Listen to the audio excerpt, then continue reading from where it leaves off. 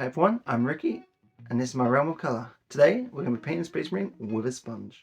I'm going to grab in some tweezers, my Space Marine, grab a little bit of the sponge, and pop pop pop pop. Let's see if we can do the power armor like that. I got this idea from one of Squid Mile Miniature's latest videos, and while it's not a new technique, people are doing battle damage with it a lot. I thought, how much of a Space Marine can I paint with it? I'm sure I could paint most of the power armor. Let's get to it. To start with, I've undercoated the model black, and then loading a chunk of sponge with contour blue, I dab it all over the power armor. It can look quite messy, but don't worry, we can clean up the details later.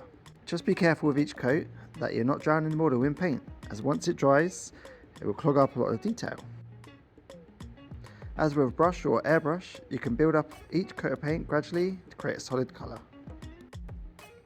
As you can see, I'm not using a large piece of sponge. In fact, the smaller it is, the easier it is to get into the hard to reach areas.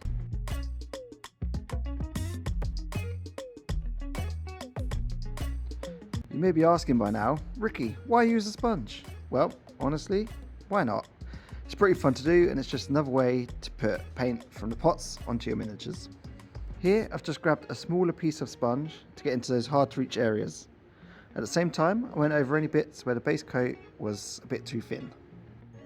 Next up, the main colour, ultramarine blue of course. Applied in the same way, but this time I started thinking where my light source is coming from, which I chose good old classic from above. So, on the lower areas and the deeper recesses, you can still see some of the contour blue. These are our shadow areas. The sponge creates quite a heavy stippled effect, you could say a mottled look, which would be perfect for something like an Alderi Alatok Craftworld colour scheme. Calgar Blue is up next to start adding lighter areas. Once again, concentrating where we want the armour to look lighter. Each highlight, I use a slightly smaller piece of sponge, so as not to cover too much of the previous layers. A lot of this highlight and the next are really concentrating near the top of the marine, although I did go a little too heavy here on the legs. If I painted one like this again, I'd probably use less on the leg area.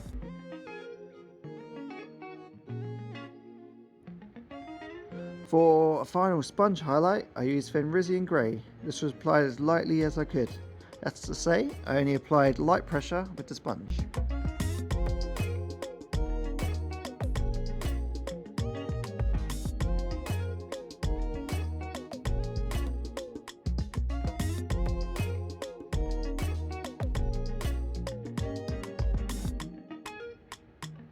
To make the armour look a little neater and to give some extra definition, I first shaded the very deepest recesses with black, and then I highlighted the top armour edges with Fenrisian Grey. To be honest, that Fenrisian Grey edge highlight didn't really need doing, as it didn't stand out too much, but you could use Blue Horror instead, as I think that would stand out quite a bit more.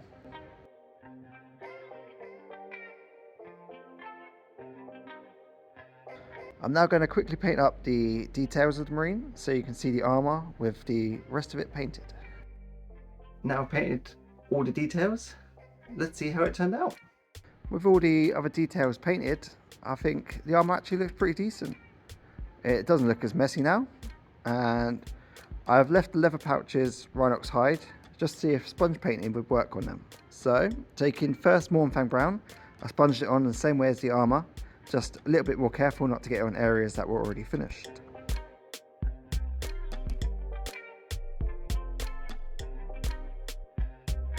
A second highlight of Scrag Brown was also applied with the sponge. I think it looks alright, but I believe it could benefit from a brush edge highlight of a lighter brown, just to make them pop a bit more. All that's left is to paint the base now. For this, I've used the same browns as the pouches, but I dry brushed them on. Of course, if you're giving this a go, then paint the bases to match the environment you envision them fighting in. A final dry brush of Screaming Skull gives a dusty, dry mud look. So the end result, actually not that bad. I think if you wanted to paint a Space Marine army up quick, this is a viable technique, and you can get quite a decent army standard done by that time. Probably won't win any awards, but if you want quite a decent army, it would look quite good from distance. I mean, that doesn't look too bad. And it looks quite dirty and battle damaged, and with a bit more detailing. If you just sponge on some metal or some dirt, it would look a lot more battle damaged, and I think it will go really well with this technique. So give it a go yourself, see how it goes.